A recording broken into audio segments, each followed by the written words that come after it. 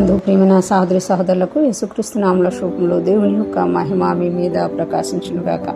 ఈరోజు దేవుడు మనకిచ్చిన మాట యోహాను సువార్త 10వ అధ్యాయము 4వ వచనం. మరియు అతడు తన సొంత గొర్రెలన్నిటినీ వెలుపలికి నడిపించినప్పుడల్లా వాటికి ముందుగా నడుచును. గొర్రెలు అతని స్వరం ఎరుగును గనుక అవి అతనిని వెంబడించును. ఈ మాటలు మనము యోహాను సువార్తలో చూస్తున్నాం. యోహాను సువార్త 10వ అధ్యాయం అంటేనే మంచి గొర్రెల కాపరుగా మన యేసయ్య కనబడుతుంటారు అనమాట. అక్కడ గొర్రెల కాపరు ఎలా చేస్తారు, గొర్రెలు ఎలా ఉంటాయి, నేను ఎందుకోసం వచ్చాను అని యేసయ్య చాలా విషయాలు తెలియజేసినట్లు మనము చూడగలం అనమాట. ఇక్కడ ఆయన చెప్తున్నారు కదా, మరియు అతడు తన సొంత గొర్రెలన్నిటినీ పిలుపులకు నడిపించినప్పుడల్లా, అంటే తన సొంత గొర్రెలన్నిటినీ ఈరోజు యేసుక్రీస్తును సొంత రక్షకుడుగా మనం అంగీకరించామా, అయితే ఆయన మనం ఆయనకు సొంత గొర్రెలం అయిపోయామన్నమాట.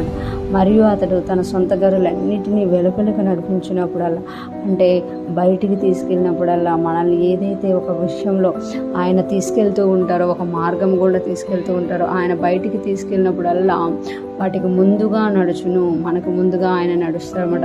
మనం జ్ఞాపకం చేసుకోవాలి, మనం ఒక కొత్త మార్గంలో వెళ్తున్నా, అరణ్య మార్గంలో వెళ్తున్నా, గాఢాంధకార మార్గంలో వెళ్తున్నా, ఏ మార్గంలో వెళ్తున్నా మనం యేసయ్య యొక్క సొంత గొర్రెలమా, యేసయ్య రక్తం చేత కడగబడిన వారమా, రక్షణ పొందుకొని ఉన్నామా, అయితే మన మంచి కాపరి మన ముందు నడుచును. మనం వెలుపలకు వెళ్ళినప్పుడల్లా, గొర్రెలన్నిటిని వెలుపలకు నడిపించినప్పుడల్లా వాటికి ముందుగా నడుచుతూ గొర్రెలు అతని స్వరం ఎరుగును గనుక అవి అతనిని వెంబడించును. గొర్రెలు అతని స్వరం ఎరుగును గాక.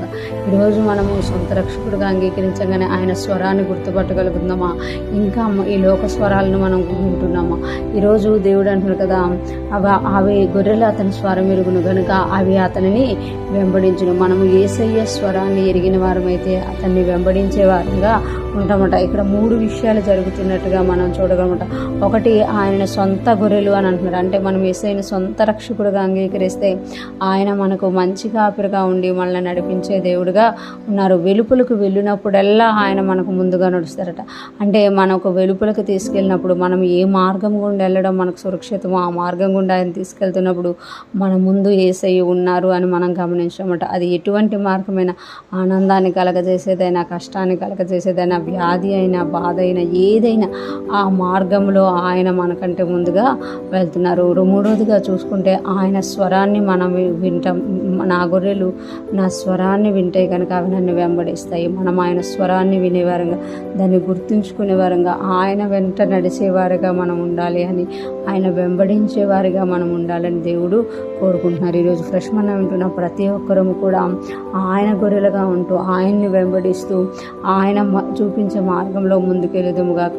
దేవుని యొక్క కృపను, ఆ యొక్క ఉన్నతమైన ఆశీర్వాదాన్ని మనము అనుభవించుదుముగాక. అనేక మందిని ఆయన దొడ్డిలో చేర్చుదుముగాక. ఆమేన్.